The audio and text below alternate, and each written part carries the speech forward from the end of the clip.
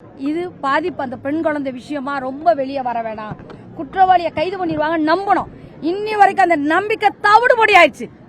காவல்துறை தவிடுபடி ஆயிடுச்சு. எப்படின்னா விளம்பரம் கொடுக்குறாங்க, நீங்க பிடிச்சு கொடுப்பீங்களா? நான் பிடிச்சு கொடுக்கணுமா? நாம பிடிச்சு கொடுக்கணும் 5 லட்சம் கொடுப்பாங்களாம். அப்ப உங்களால பிடிக்க முடியாதுன்னு நீங்க டிக்ளேர் பண்றீங்க. இதுக்கு எதுக்கு நீங்க இருக்கிறீங்க? எந்த நிமிஷத்துல இருந்து உங்ககிட்ட ஸ்டேஷன்ல கேஸ் வந்திருக்கு.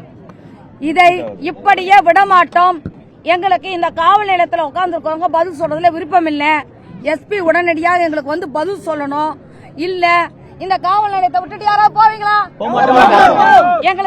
எங்களுக்கு கைது செய்யற வரைக்கும் நாங்க போறதா இல்ல. நேத்தே நான் சொன்னேன், நான் காத்திருப்பு உள்ளிருப்பு போராட்டம் நடத்த போறேன்னு. உள்ளதான் இருந்தேன். அவங்க வேலையை நான் கெடுக்கிறேன். இத்தனைக்கும் அவங்க சொன்னாங்கன்னு 4 பேருக்கு மேல கூட இருக்கல.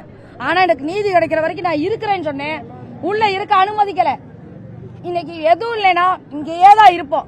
ஒன்னு இது காவல் நிலையம் எங்களுக்கு குற்றவாளியை கைது செய்து காவல் நிலையமா செயல்படணும். இல்லையா நீங்க மூடிட்டு போங்க, நாங்க தேடிக்கிறோம். என்ன செய்ய போறாங்க காவல் நிலையம்? இப்படி பதில் சொல்றதுக்கா இருக்கிறாங்க? எங்களுக்கு ஒன்னு எஸ்பி வந்து என்ன நடந்துட்டு இருக்கு, எப்ப என்ன செய்ய போறாங்கன்னு பதில் சொல்லணும்.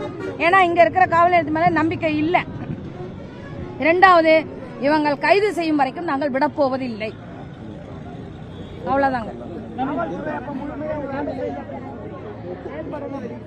நீங்க சொல்லுங்க, நாங்க செயல்படுறாங்கன்னு நாங்க நம்பணும். இன்னைக்கு 12 நாள் ஆச்சு. இப்ப வந்து எனக்கு இங்க ஒரு புள்ளி அதை இணைக்கிற புள்ளி கிடைக்கலன்னு சொல்றாங்கன்னா அப்ப நம்பிக்கை போச்சு தானே? ஆமாங்க, எங்களுக்கு காவல்துறை மேல நம்பிக்கை போயிடுச்சு. இல்ல அவங்களே ஒத்துக்கிறாங்களே எங்களால பிடிக்க முடியலன்னு.